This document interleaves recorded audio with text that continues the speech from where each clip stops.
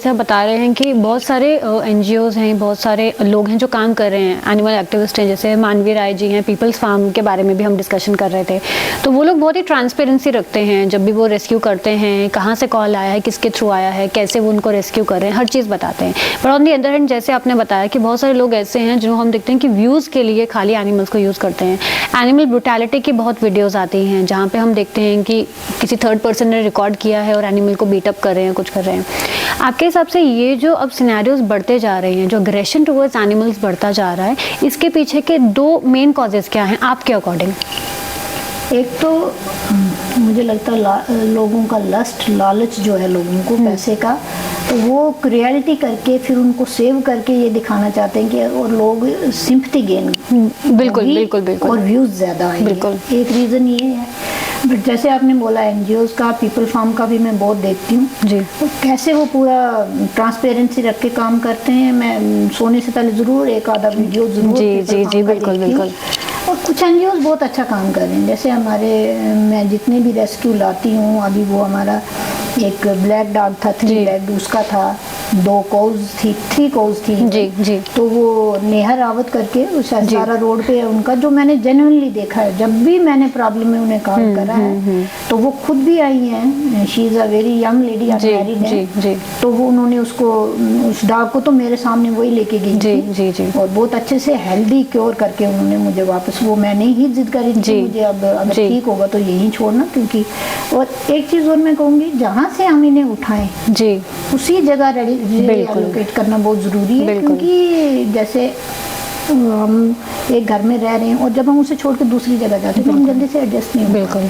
तो यही चीज़ जो है ये एनिमल्स पे भी मेरे हिसाब से, क्योंकि मुझे लगता है कि मैं इनकी फीलिंग्स को समझती हूँ जी, इसलिए मुझे लगता है कि इनको भी वैसे ही वहीं छोड़िए, ताकि अगर इनको अपने आसपास के लोग ना भी दिखें, एटलीस्ट वो जगह उनको दिखे और उसे वो अपना महसूस करें। तो आपने बताया एनिमल्स को लेके आपका जो प्यार है एंड हाउ कंपैशनेट और कितने अच्छे सब फील करते हैं। आपकी पूरे दिन की जो शेड्यूल है, because you are working also, you are working in residential school, so आपका शेड्यूल कैसा रहता है और इसमें ये बच्चे कैसे इन्वॉल्व रहते हैं? ये बच्चे ऐसा है कि इन्होंने अपने आप को मेरे साथ बहुत ईज से एडजस्ट करा हुआ है। मुझे लगता है मैं इनके साथ एडजस्ट नहीं करती हूँ, ये अपने आप को मेरे अकॉर्डिंग एडजस्ट करते हैं। मॉर्निंग में अगर 4-5 बजे मैं उठ जाती हूँ तो ये 5 बजे ही आएंगे अपनी फीड के लिए जी। और बाकायदा ये मुझे आवाज़ भी देते हैं और अगर मैं गेट खोल के बाहर निकलूँ तो ये मुझे दिख जाते हैं जी। मेरे टाइमिंग के साथ अपना टाइम एडजस्ट किया हुआ है। और अगर जब मैं स्कूल से वापस आती हूँ मुझे नहीं पता रहता ये कहाँ होते हैं, विजिबल मुझे नहीं दिखते हैं, पर एज सुन एज मैं अपना व्हीकल अंदर करती हूँ तो मुझे गेट पे आवाज़ें आनी शुरू हो जाती हैं। तो ये में भी मुझे लगता है कि इनको कोई स्मेल आती है, ये फील करते हैं जो भी करते हैं, कहीं से सर्विलेंस तो मेरे से ज़्यादा इन्होंने अपने आप को मेरे साथ एडजस्ट किया हुआ जी जी। तो टोटल कितने बच्चे अभी आपके पास, क्योंकि आप बताते रहते हैं कि आते रहते हैं फिर बड़े होते जाते हैं तो अपनी अपनी एरियाज़ में निकल जाते हैं, अभी कितने बच्चे ऐसे हैं जो घर पे आते हैं? क्योंकि डॉग्स भी हैं, कैट्स भी हैं, काउस भी हैं। ऐसा मेरे पास कोई परमानेंट प्लेस नहीं है उनके जी जी जी। और अगर मैं उन्हें कई बार जो ये छोटे छोटे बेबीज को के छोड़ देते हैं, हमारे बगल में गाँव है, हार्डली 1 वीक का बच्चा वो छोड़ देते हैं और इस हार्श कोल्ड और उसमें उसको सर्वाइव करना बहुत मुश्किल होता है और फीडिंग का भी इशू होता है। तो ऐसा वो आते हैं, ग्रो होते हैं, चले जाते हैं। मेरा पहला जो था नंदू था, वो भी डॉग ने उसे बाइट करा था तो इस साइड वो सेफर फील करता है क्योंकि मैं देखती रहती हूँ। वो बड़ा हो गया, उसके बाद गोपाल आया, गोपाल के बाद वेद आया। बहुत सारे ऐसे हैं जो आते हैं, बड़े होते चले जाते हैं।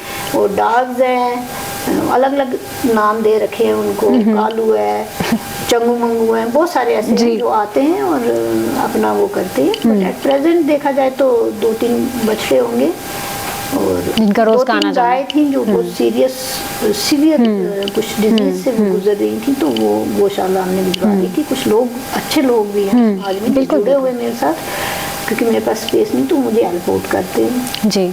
बहुत सही बात बोली आपने मैम। सो जैसे कि आपने बोला कि स्पेस नहीं है यहाँ पे, तो वो आई एम श्योर कि घर पे आते होंगे, खाना वगैरह आप उन्हें देते हैं जो भी, एंड उसके बाद में जो भी उनका जिस भी एरिया में वो लोग बेचारे सिक्योर फील करते हैं, कंफर्टेबल फील करते हैं, उसी एरिया में जाते होंगे। बट जैसे कि आपने बताया कि आप गौशालाएँ कहीं भिजवाते हैं, हम आजकल पैटर्न देख रहे हैं कि सोसाइटी में एनिमल्स बहुत बढ़ गए हैं, क्योंकि ऑब्वियसली हमारे पास पॉपुलेशन कंट्रोल का कोई मेथड है नहीं। एनिमल्स बढ़ते जा रहे हैं, पर उनको रखने के लिए सुविधाएं नहीं हैं। गवर्नमेंट करोड़ों रुपया लेती है इन सब के लिए, एनिमल वेलफेयर के लिए, शेल्टर होम्स के लिए, बट वो यूटिलाइजेशन कहीं ट्रांसपेरेंसी नहीं है और वो दिखता भी नहीं है। तो आपके हिसाब से देहरादून जैसी सिटी में एट प्रेजेंट कैसा सिनेरियो है? आपको लगता है कि क्या शेल्टर होम्स हैं या इनके लिए वेलफेयर होम्स हैं? क्योंकि प्राइवेट लेवल पे बहुत लोग काम कर रहे हैं, जैसे आप कर रहे हो, बहुत लोग आप बता रहे हैं आपके साथ जुड़े हैं, बट क्या सरकारी तौर पे कुछ ऐसी फैसिलिटी है यहाँ देहरादून में? या आपको लगता है कि कोई जानवर इंजर्ड है तो आपको लगता है कि अगर आप कॉल करोगे तो इमीडिएटली वो सर्विस आपको मिलती है कि उनको रेस्क्यू करने के लिए कोई अवेलेबल होता है? मोस्ट ऑफ द टाइम्स हमें क्या होता है, जब हमें कोई इंजर्ड दिखता है तो बहुत सारे डॉक्टर्स जो 6-7 बजे के बाद, बहुत बार एक हमारी यहाँ कौ गिर गई थी उसमें, तो पूरी रात हम बैठे रहे, बहुत जगह हमने कंटेक्ट करा, तो उनका ये कहना था कि आप इसे लुधियाना ले जाएं, वहाँ ले जाएं, मगर हम तो अब सुबह ही मिलेंगे, 10 बजे मिलेंगे, 11 बजे मिलेंगे।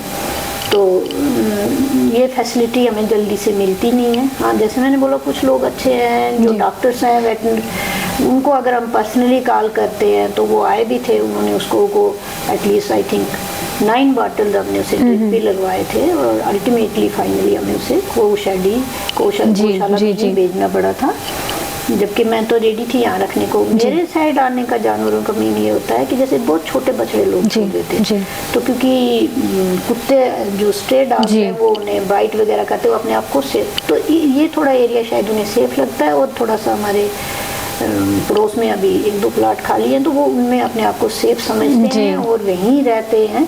जबकि रात भर मैं उन्हें देखती भी रहती हूँ, बहुत हार्श कोल्ड है आजकल, जैसे अभी भी 2 बछड़े हैं इधर घूम रहे, दिन में तो थोड़ा आगे पीछे चले जाते हैं धूप में, बट फिर वो नाइट में आते हैं और यहीं रहते हैं।